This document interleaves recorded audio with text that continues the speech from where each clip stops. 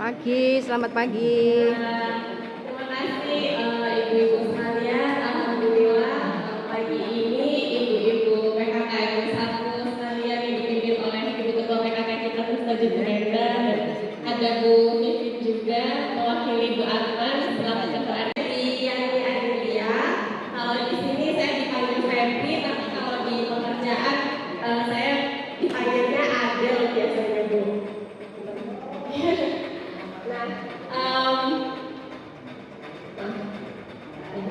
Karena mungkin sesekali aja saya pernah ikut, jadi saya kebetulan mau kenalan dulu ya ibu-ibu ya sebelum saya akan menyampaikan materi di pertemuan hari ini.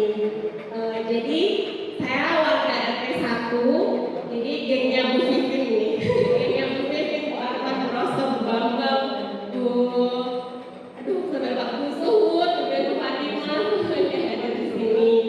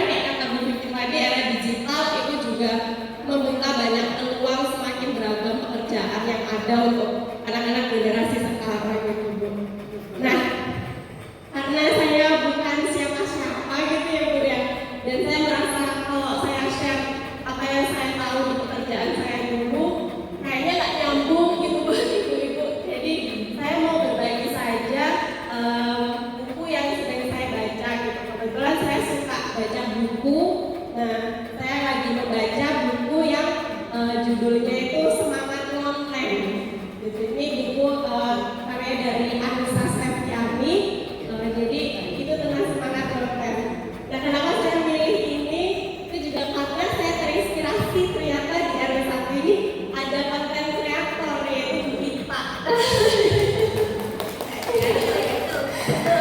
Jadi saya merasa, saya kaget juga sih, waduh kalah saya sama ibu. Saya bukan konten kreator kan Bu, jadi saya kalah sama Bu Ita.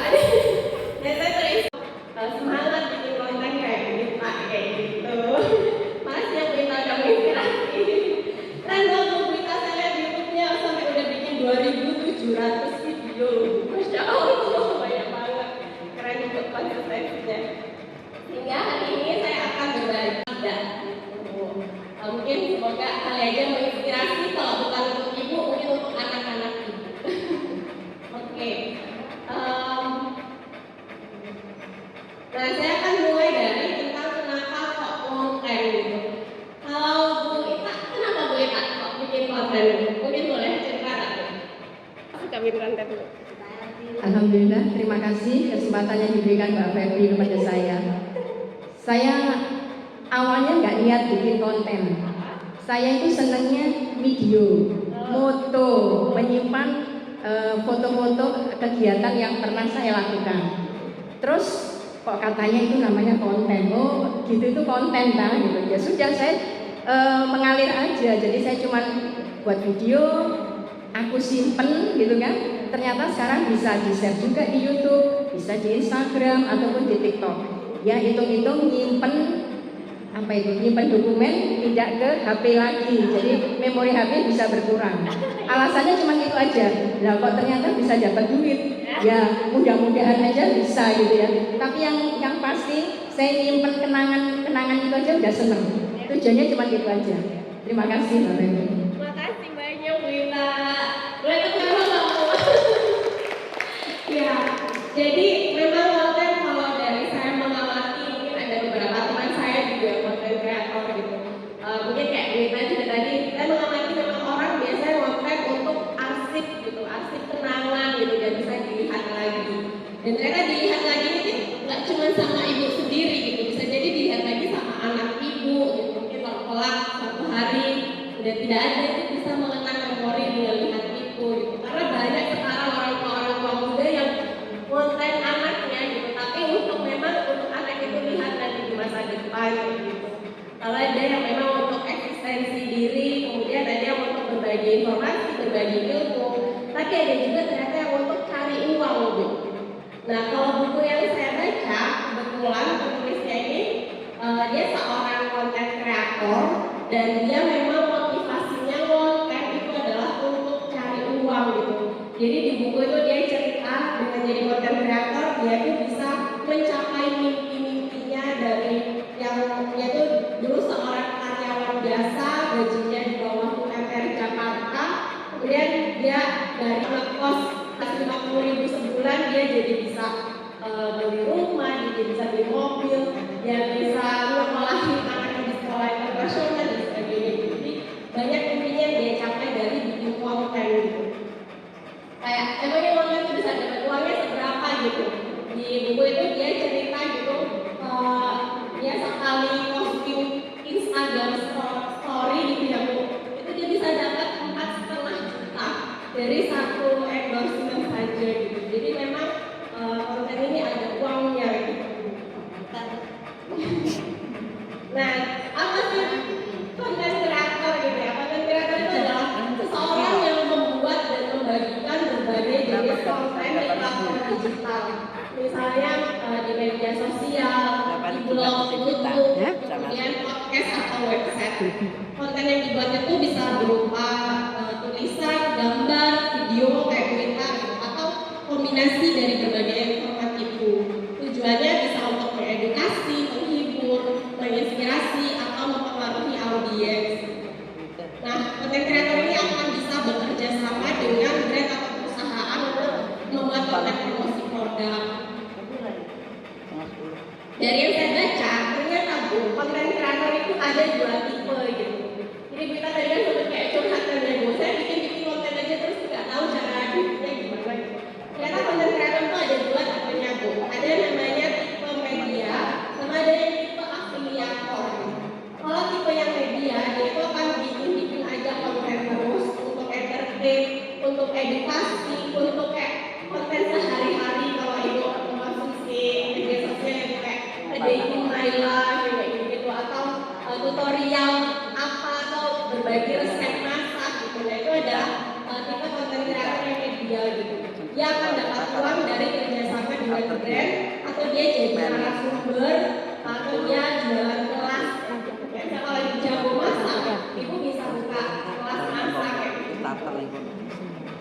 tipe yang kedua itu namanya afiliator. Kalau afiliator itu dia kontennya itu khusus untuk review produk gitu. Jadi dia kontennya itu akan di e-commerce. Kalau ibu tahu Shopee, nah itu adalah contoh e-commerce.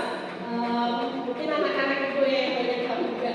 Itu dia akan bisa review produk di videoin, terus nanti akan bisa orang yang nonton langsung check out produk itu dan langsung dapat komisi dari situ. Jadi kalau kira-kira ibu jadi konten kreator tuh mau yang kemana gitu? Apakah itu yang afiliator atau media gitu? Kalau kata buku yang saya baca, mending keduanya gitu. Tapi salah satunya itu harus jadi yang utama. Kayak kalau di buku yang saya baca, si penulisnya itu dia adalah konten kreator yang tipe media, tapi dia punya sampingan sebagai konten kreator yang afiliator. Dia menyarankan harus punya fokus salah satu biar kontennya itu lebih bagus. Nah kalau misalnya ibu nanti setelah ini kayak tertarik nih ingin coba jadi konten kreator gitu, tapi fokusnya itu adalah ingin tambah pemasukan, nah itu disarankan untuk jadinya tipe afiliator saja. Karena kalau yang afiliator itu pasti langsung bisa dapat uangnya. Ibu kayak misalnya review produk kemudian diupload di Shopee, terus ada yang nonton dan check out dari tempat akun ibu, itu ibu akan langsung dapat uangnya. Tapi kalau yang tipe media itu ibu harus membangun istilahnya itu personal branding dulu. Jadi itu harus jadi seseorang dulu gitu istilahnya, sampai dapat marketnya, dapat followersnya, baru ibu akan bisa dapat uangnya gitu. Jadi istilahnya kayak petani, dia harus nanam dulu gitu kan Bu.